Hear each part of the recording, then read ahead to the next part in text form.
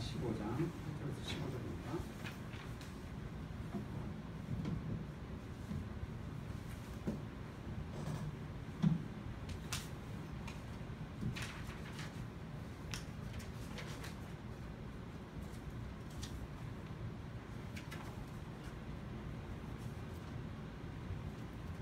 네, 15장 1절에서 15절 제가 인도하겠습니다. 아사가 이 말 또 선지자 오뎃의 예언을 듣고 마음을 강하게 하여 가증한 물건들을 유다와 베냐민 온 땅에서 없애고 또 에브라임 산지에서 빼앗은 성들에게도 없애고 또 여호와의 낭실 앞에 있는 여호와의 제단을 재건하고 또 유다와 베냐민의 무리를 모으고 에브라임과 므낫세와 시므온 가운데에서 나와서 저희 중에 머물러 사는 자들을 모았으니 이는 이스라엘 사람들이 아사의 하나님 여호와께서 그와 함께 하실 보고 아사에게로 돌아온 자가 많았음이더라. 아사왕 제15년 셋째 달에 그들이 예루살렘에 모이고 그날에 요략하여 온 물건 중에서 소 700마리와 양 7,000마리로 여호와께 제사를 지내고 또 마음을 다하고 목숨을 다하여 조상들의 하나님 여호와를 찾기로 언약하고 이스라엘 하나님 여호와를 찾지 아니하는 자는 계속 남녀를 막론하고 죽이는 것이 마땅하다 하고 우리가 큰 소리로 외치며 피리와 나팔을 불어 여호와께 맹세하매 온 유다가 이 맹세를 기뻐한지라. 우리가 마음을 다하여 맹세하고 뜻을 다하여 여호와를 찾았으므로 여호와께서도 그들을 만나 주시고 그들의 사방에 평안을 주셨더라. 아멘. 네, 이렇게 또 뵙게 돼서 반갑습니다. 이제 들고 해야 되죠. 소리가 가까이. 저는 이제 유아종 목사님하고 동기고요. 가장 친한 친구를 꼽으라 한다면 유아종 목사님 꼽습니다. 유 목사님 저보다 한 살 많은 형이고요. 형 동생 하면서 저희 눈빛만 봐도 또 목소리만 들어도 상황이 잘 알 만큼의 그런 아주 친밀한 관계이기도 합니다. 어쨌든 이렇게 귀한 기회에 함께 말씀으로 나누고 예배드릴 수 있게 되면 더 감사드립니다. 오늘 본문을 보면 주인공이 한 명 등장합니다. 아사왕이죠. 근데 이 아사왕의 어떤 특별한 그의 행동이나 행위를 초점 맞추기보다는 그의 마음이 어떠한지 또 하나님을 향한 그 태도가 어떠한지 거기에 이제 초점이 맞춰져 있습니다. 보통 이제 왕 하면 왕의 업적이나 치적, 그가 했던 어떤 성과를 초점 맞추기 일색인데 오늘은 특별하게 이 왕의 어떠한 모습을 이야기하는데 그 중심, 그 태도가 어떠한지 그걸 이제 좀 초점 맞추고 있어요. 사실 오늘은 북이스라엘, 남유다 이렇게 이제 나뉘어진 상황을 시대 배경을 갖고 있습니다. 근데 아무리 봐도 하나님의 마음을 시원케 할 만한 그런 인물이 없는 거예요. 왜냐하면 우상 때문입니다. 그러니까 정치적으로나 신앙적으로도 사사시대를 보는 것과 같이 이 우상 숭배가 너무 만연해서 그냥 우상 하나 집에 있는 게 어색하지 않은, 그리고 우상을 섬기는 그 모습이 조금 어색하지 않은 그런 시대상을 갖고 있습니다. 오늘 아사왕도 왕이 된 지 15년이 지났을 때입니다. 그래서 오늘 본문은 그 왕이 굉장히 특별하다라고 처음부터 강조를 해요. 아주 이 사람은 특별해. 내가 이 사람을 정말 기억하고 있고 너무 기뻐하고 있어 라는 것이 굳이 설명하지 않아도, 이 본문에 기록되어 있지 않아도 이 본문을 쭉 읽다 보면 확인할 수 있는 그런 느낌입니다. 하나님의 정성. 그리고 아사왕이 오늘 성대하게 굉장히 큰 행사를 준비합니다. 일종의 파티죠. 축제입니다. 어떤 행사인가? 그 행사를 준비하면서 모든 사람을 예루살렘으로 모이라고 합니다. 그것은 바로 하나님께 제사를 드리는 것. 즉 오늘로 얘기하면 하나님 앞에 예배드리는 것. 하나님께 최고의 것을 드리는 날로 선포한 것이죠. 그리고 그 날에 모든 백성들이 함께 준비하고 함께 일사불란하게 움직이는 그런 모습들을 보게 됩니다. 그게 이제 오늘 본문 앞에 있는 그 내용들이에요. 왕이 이제 큰 전쟁에서 이겼거든요. 그게 이제 앞에 14장하고도 연결이 됩니다. 아주 어려운 전쟁, 이길 수 없는 전쟁, 그걸 승리하고 난 다음에 여기서 노력한 재물 가운데 소 700마리, 양 7,000마리를 잡아서 하나님께 제사 드립니다. 그래서 오늘 본문은 아사 왕이 지금 이 모든 일을 하나님을 위해서, 그리고 하나님 앞에서 하나님만을 위해서 지금 나가고 있는, 이 당시 시대에서가 아주 대조가 되고 있는, 모든 사람들이 만연하게 무상을 섬기고 있는 이때 아니야, 이렇게 해야 돼라는 마치 롤모델처럼 지금 아사왕을 좀 보여주고 계십니다. 그리고 성대하게 제사를 드려요.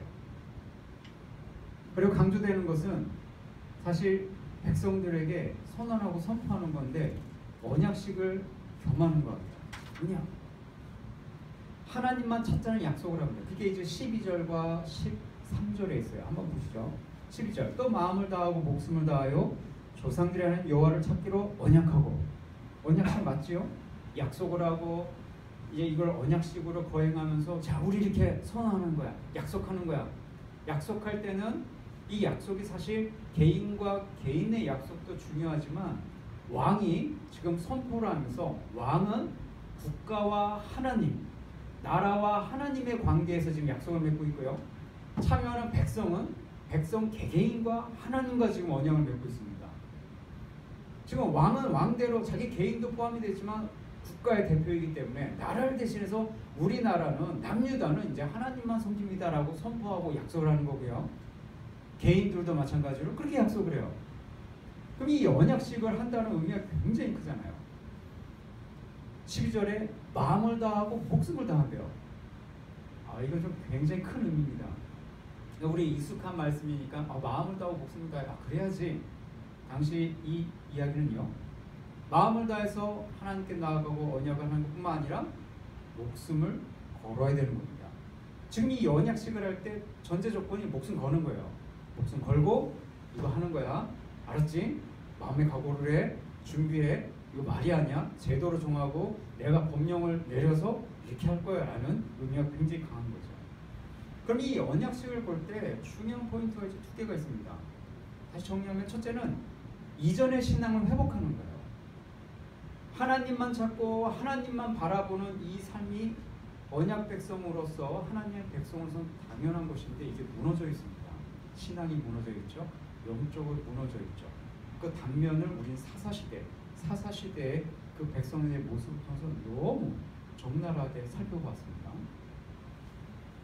그리고 이 언약식 하면서 이 계약서를 쓰는 건데, 이제 이전 신앙을 회복하고 이런 가치관, 이런 정책성, 그리고 이렇게 살자라고 하는 게 마음을 다하고 목숨을 다하여 하나님만 찾는 것, 이거 외에는 안 된다는 거죠. 그리고 13절 내용은 무엇입니까? 목숨을 담보로 한다라는 결정적인 증거. 만약에 그렇게 하지 않을 때는, 하나님을 찾지 않을 때는 어떻게 한다고요? 죽이는 것이 마땅하다. 사형입니다. 그러니까 이거 지금 굉장히 센 거죠. 오늘날로 이야기하면 이렇게 안 하면 다 법 집행하고 구속할 뿐만 아니라 사형입니다. 사형 언도를 내리는 거죠. 그러니까 유예 기간도 없고 봐주는 것도 없고 한 번, 두 번 봐줄게 이것도 아니고 한 번 딱 어기면 바로 사형인 거죠. 지위, 고하, 남녀노소 불문하고 아이도 상관없이. 그러니까 굉장히 이건 무섭고 엄격한 명령이다. 그만큼 이 언약식이 굉장히 중요하다. 그래서 둘째는, 첫째가 신앙, 이전의 신앙을 회복하려면 둘째는 목숨을 담보로 해서 계약서를 지금 작성하고 있다는 겁니다. 왜 그럴까요? 이것을 이제 액면 그대로 오늘날에 적용해서 우리도 이래야 된다라고 이렇게 그대로 지금 모형으로 좀 하는 건 아니죠. 이 당시에는 이렇게 하지 않으면 도저히 뿌리 뽑을 수 없다라는 게 이미 깔려 있는 겁니다. 자기가 어머니도 우상을 섬기는데 어떡하겠어요. 그리고 역대 왕들이 그걸 못했어요. 쉽지 않거든요. 정치적인 문제가 반드시 끼죠. 그리고 왕이라고 절대 권력을 쥐는 자가 아니잖아요. 언제든지 자기 죽임을 당할 수 있는 위험 요소들이 있기 때문에 이게 정치적인 해석이 반드시 따라옵니다. 그리고 백성들의, 민중의 심리도 살펴야 되잖아요. 대중이 원치 않는데요. 거의다가 우상을 섬기는데요. 그거 하지 말라고 하니 이게 쉬운 거 아니죠. 그 놀라운 것은 백성들이 그 얘기 들었을 때 좀 너무한 거 아니야? 이제 막 나가는구만. 이제 봐줬더니 안 되겠네 하고 들고 일어나는 게 아니라, 놀라운 건 백성들의 반응이에요. 피리를 불고 나팔을 불고 환호성을 지르면서 얼쏘이다, 당신이 하는 그대로 우리도 하겠습니다 하고 축제 현장이 된다는 겁니다. 지금 이 계약서를 쓰고 있는 이 언약식이 목숨을 좀 담보로 하는 굉장히 엄중하고 모험적이고 어떻게 보면 좀 위험해 보이는, 말도 안 돼 보이는 억압과 강압으로 보이는데 백성들의 반응은 축제예요. 이게 뭘까? 그들도 한결같은 같은 마음으로 동의하고 있다는 것을 확인하는 거죠. 14절, 우리가 큰 소리를 외치며 파리와 나팔을 불어 여호와께 맹세하는 겁니다. 그렇게 하겠습니다. 그래서 앞에 보면 이렇게 할 수 있었던 이유가 뭘까 할 때 아사 왕의 어떤 독특한 것을 오늘 사실 보게 되면 이 앞장에도 얘기해요. 14장 2절에 보면 아사가 그 안에 여호와 보시기에 선과 정의를 행했다. 나중에 또 볼 겁니다. 여호와 보시기에 선과 정의를 행한 왕. 그가 누구? 아사 왕. 그렇게 인정한 겁니다. 그리고 이것을 볼 때 아사 왕을 평가하는 이제 비슷한 구절이 있어요. 이제 열왕기상도 이제 관점 조금 다르지만 그 어떤 관점을 기준하에 따라 좀 다르긴 하죠. 어쨌든 열왕기상 15장 11절에 보면 읽어드릴게요. 그의 조상 아사가 그의 조상 다윗과 같이 여호와 보시기에 정직하게 행한다. 그러니까 첨가되는 말이 하나 더 없죠. 하나님 보실 때 정직히 행하는 왕, 일평생 온전한 왕, 잘못이 있지만 그래도 일평생 얘는 온전했어 라고 계속해서 반복해서 언급하고 아주 이럴 때마다 야, 난 지금 이때 난 그 사람이 있었으면 좋겠어 라고 할 때 언급하는 사람이 다윗입니다. 다윗은 이전에도 이후에도 이런 왕은 없었던 거예요. 하나님 보실 때 정직한 거예요. 물론 이제 잘못도 있죠. 근데 하나님 그 잘못을 은혜로 덮어주실 만큼 아주 중요하게 일평생 한결같다. 마치 모세를 보면서 순전함이 온 지면에, 그 인내 온유함이 온 지면에 승한 것처럼 모세를 정말 이렇게 일으켜 세우셨던 것처럼 왕으로서는 정말 다윗이 최고였던 거야. 마치 아사가 이 부분에 있어서 일평생 하나님 앞에, 근데 사실 일평생이라는 것보다 하나님 보실 때 지금의 이 모습이 여호와 보시기에 정직해입니다. 그러니까 다윗과 견줄 만큼의 사람이 바로 아사왕이라고 지금 칭찬해 주시는 거예요. 이거는 하나님의 기준으로 엄청난 겁니다. 이 칭찬은. 그러니까 하나님은 이 자그마한 것을 이렇게 크게 보시고 이렇게 기뻐하세요. 결국 하나님 보시기에 정직했다. 그 얘기는 우리도 하나님 보시기에 기준이 인간 기준이 아니라 하나님의 기준으로 하나님 보실 때 이뤄야 된다는 것이 반면교사로 우리에게 또 말씀하시는 거죠. 그래서 아사왕은 가장 강력하게 첫 번째 칼을 빼들고 진행한 어떤 일, 그것이 바로 이 우상을 제거하는 겁니다. 우리가 두 마음을 품으면 온전해질 수가 없죠. 하나님께 나아가는 데 있어서 마음이 두 마음 되게 하는 것이 참으로 많습니다. 우리의 상황, 환경, 내게 닥친 일, 어려움 전체를 포함해서 고난, 우리 신자의 삶이, 하나님을 믿고 살아가는 신자의 삶이 늘 순탄했으면 좋겠는데, 평안했으면 좋겠는데 희한하게 그렇지 않아요. 그런데 신자에게 있어서 특권은 바로 또 고난입니다. 이 말이 안 되죠. 고난이 신자의 특권이라니요.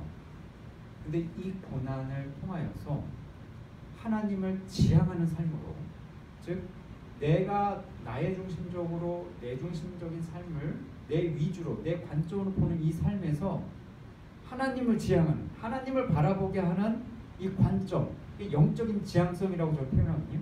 그렇게 갖게 하는 가장 큰 힘이 되는 동력이 바로 고난입니다.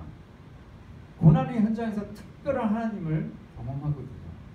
우리는 부패한 본성을 갖고 있는 사람이라, 인간이라 늘 내가 한 것 같고 내 힘으로 사는 것 같은 착각을 스스로, 저도 그렇게 할 때 너무 많습니다. 그래서 오늘 이 아사왕을 싹 토론해주면서 하나님이 이런 자를 찾으시고 이런 한 사람을 기다리시는 겁니다. 그래서 이 개혁이 쉬운 건 아니지만 어렵지만 힘들겠지만 그리고 결코 쉽지 않은 거 모든 사람이 알고 있고 하나님도 알고 계셔 라고 하면서 선지자 아사랴를 보내서 이야기하시는 거예요. 그게 이제 앞서 말씀하시는데 그게 이제 오늘 15장 1절부터 7절 오늘 본문 앞에 있는 그런 내용이에요. 뭐냐 한마디로 얘기하면 오직 여호와만 찾아라. 그걸 좀 풀어서 오늘날로 얘기하면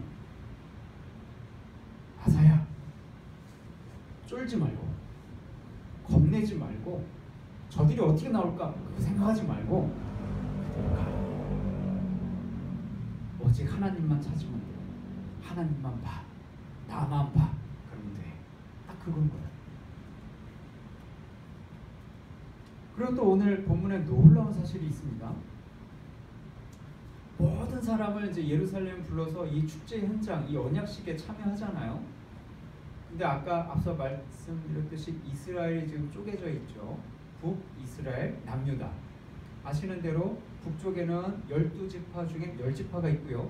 아래는 2지파가 있습니다.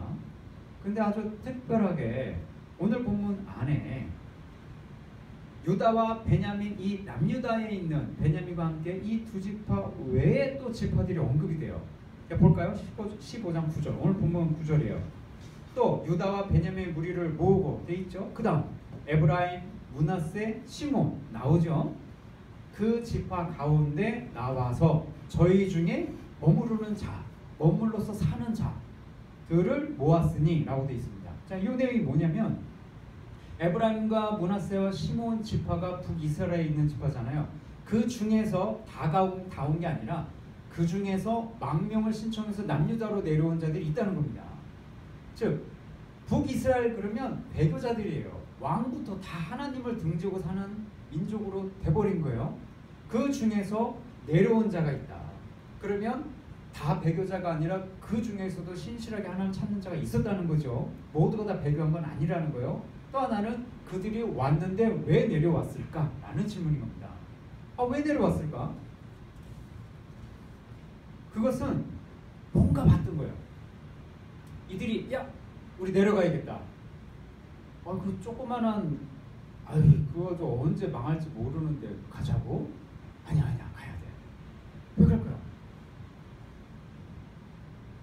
15장 9절 그 뒤에 또 나와 있습니다. 하나님이 그와 함께 하심을 보고 하나님이 아사 왕과 함께 하심을 보고 백성들이 마음이 동요되는 거예요. 가자.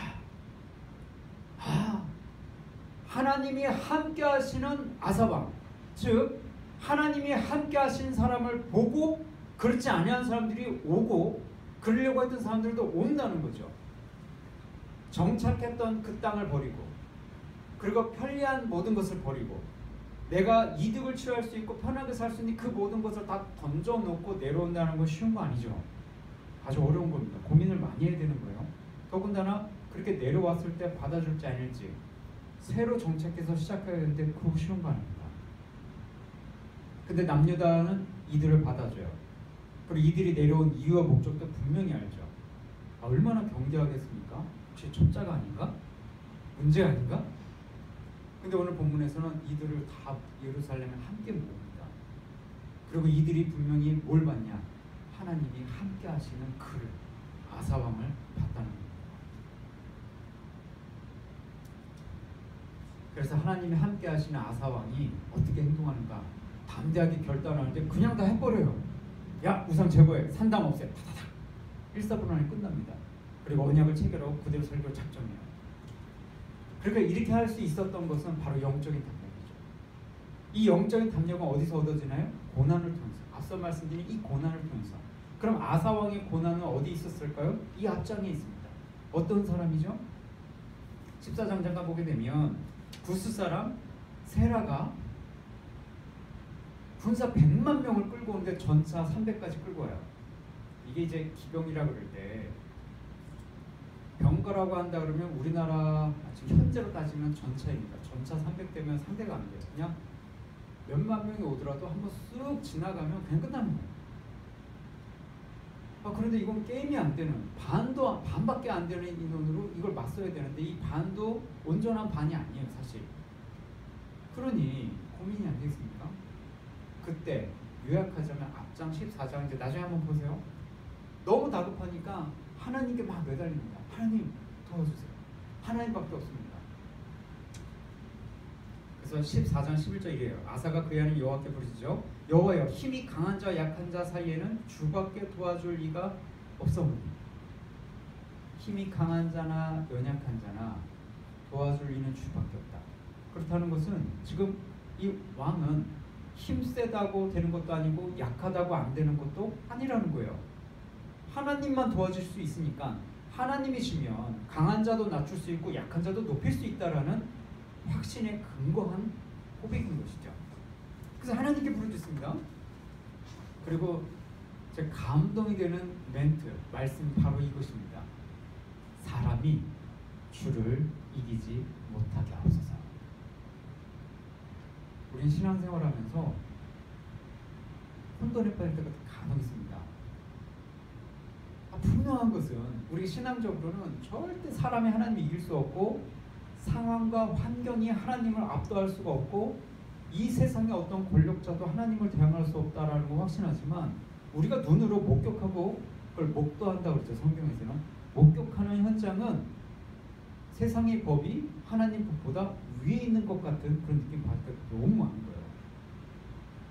그걸 우리 삶에서 어떻게 확인하냐면 마치 하나님이 안 계신 것과 같은 그런 상황. 지금 하나님 도와주셔야 되는데 안 도와주세요. 하나님 지금이요. 그런데 아무런 사인이 안 보일 때가 있습니다. 오히려 더 칠흑과 같이 어둡고 안개와 같이 희뿌연 상황들이 계속 펼쳐지는 겁니다. 이런 상황을 맞닥뜨리는 아사왕, 그러면서 극적으로 승리하는 그 전쟁을 경험하면서 하나님은 살아 역사하시는구나. 하나님은 주의 백성을 버리지 아니하시는구나. 하나님은 나와 함께 하시는구나. 달을 붙으시고 오늘도 함께 하시는구나. 그 확신이 그 과정을 통해서 깨달아지고 얻어지고 체득되어진다 그러죠. 우리 삶 속에 녹아져서 확신으로 작용하니까 이제 두려워지지가 않는 겁니다. 야, 우리가 구수 사람 100만도 상대했는데 봤잖아. 우리 봤잖아. 하나님이 하시는 거. 왕인 나도 내가 한 거 아닌 거 알아. 너희들도 알지. 백성들이요. 알지. 굳이 말하리가 않는 겁니다. 그러니 목숨을 담보로 하나님과 언약을 한다 해도 그것이 당연하다고 모든 백성들이 피리와 나팔을 불며 환호성을 지는 것은 마땅하죠. 당연한 반응입니다. 그래서 우리에게 필요한 것도 바로 이거예요. 영적인 담력. 그 영적인 담력은 고난을 통해서만 얻어집니다. 고난과 시련을 통해서 연단되어지고 인내가 생성이 되는데, 그래서 신자의 특권이라는 것이 고난이 힘들죠. 이건 정말 저도 피하고 싶습니다. 아주 피가 말라요. 피가 바짝바짝, 입술 바짝바짝 마르는 것처럼 피 마르고 잠 못 자는 그 수많은 세월들을 이기고 겪으면서 하나님을 새롭게 경험하고 한 뼘 더 자라고 나는 그대로인 것 같은데 성장해 있는 나를 보면서 우리 아사왕과 같은 영적인 담력으로 영적인 결단을 할 수 있는 그 순간이 오는 것입니다. 그래서 바라기는 하나님이 여러분을 통해서, 우리를 통해서 그렇게 만드실 줄 믿습니다. 어떤 순간에서도 아니야, 하나님 함께 하셔. 이것이 하나님이 함께 하시는 바로 이 자리에 여러분을 통해서 확인이 되어지고, 믿지 않는 사람들도 그 모습을 목격하고, 믿는 자들도 함께하는, 하나님과 함께하고 하나님 함께 하시는 그 한 사람을 통하여서 하나님의 역사는 계속 진행이 되는 것입니다. 그래서 그런 백성들에게 하나님 주시는 아주 결정적인 축복이 있습니다. 평안입니다. 마치 하나님과 언약을 체결하면서 하나님만 섬기겠다고 지금 결정하고 결단하고 나아가는 이들을 향하여서 15절에 마치 보상처럼 하나님 주시는 축복, 그들의 사방에 평안을 주셨더라. 우리가 기도할 때 확실한 응답 중에 하나가 바로 평안이죠. 내가 기도했는데 정말 이게 맞나 안 맞나 고민이 되는데 하나님이 그거 맞아 라고 하지마 그래 해 이렇게 말씀 안 하셨잖아요. 근데 마음으로 주시잖아요. 근데 우리 기도할 때 가장 확실한 응답은 평안입니다. 이 평안은 이상하네. 지금 내가 이렇게 마음 편할 수가 없는데 할 때 이 평안을 주신다면 이건 가장 확실한 응답이라고 생각하시면 됩니다. 그 응답, 평안입니다. 그래서 제가 볼 때 아사왕의 가장 큰 축복은 바로 이 평안이에요. 그리고 실제로 이후로 전쟁이 없는 그 평안함을 하나님이 주셨습니다. 그래서 사방에 동서남북 사방으로 평안을 주신다. 누가요? 하나님. 네, 또 하나 그 다음이 중요하죠. 고난도 끝났어요. 평안해요. 살만해요. 너무 좋아요. 근데 놀라운 건 이 본문이 너무 자연스럽지가 않아요. 아사왕이 그 다음에 어떻게 하냐면 전쟁을 준비해요. 쉽게 얘기해서. 그러니까 진짜 전쟁하려고 준비하는 게 아니라 방어태세를 아주 철저하게 갖춥니다. 전쟁의 위협에 대비하고 성을 튼튼히 쌓고 정비하고 군사를 준비합니다. 어떠한 위협이 있다 할지라도 맞설 수 있는. 하나님이 평안을 주셨는데 더 바쁘게 움직이고 전쟁을 준비하는 것 같이 보입니다. 왜 그럴까요? 이것은 하나님이 지금 나한테 주신 책임, 내가 할 수 있는 최선의 것으로 하루를 살고 있는 겁니다. 아, 평안 주셔서 끝났네. I'm done. 탁 놓고 그냥 끝나는 게 아니라 내가 할 수 있는 것을 찾아서 게으르지 않고 최선을 다하며 살았다는 겁니다. 자, 이게 이제 중요합니다. 우리가 믿음을 가지고 믿음으로 살아가는데 이 믿음에 대한 오해가 있어요. 하나님이 평안 주셨으니까 이제 괜찮을 거야. 하나님이 계시니까 하고 던져요. 내려놔요. 그냥 맘 놓고 살아요. 그냥 긴장 풀고. 이게 아니라는 거죠. 우리 주님 부르실 때까지 이 긴장의 걸 놓으면 안 됩니다. 왜일까요? 우리는 연약한 인간이기 때문이죠. 누구도 장담할 수 없고 여기 서 있는 저도 장담 못합니다. 사람이기 때문에. 그래서 하나님께 다 맡겼으니 나는 아무것도 안 하고 가만히 있으면 된다. 이건 믿음의 방식이 아닌 것입니다. 어떤 분들은 막 이런 것들을 너무 인간적이지 않냐, 인본주의지 않냐, 이게 아니라 중심은 견고히 서서 하나님 영적인 지향성을 하나님만 바라보고 하나님만 찾는 건 맞는데, 그러면서 내 삶을 돌아보면서 내가 할 수 있는 최선의 것들을 하나하나 계속 해나가야 되는 거예요. 이게 믿음의 삶인 거죠. 결국 아사왕은 전적으로 하나님을 신뢰하고 그 일평생 하나님 앞에 온전했던 아사왕, 그는 10년 동안이나 이 평안함을 보장을 받습니다.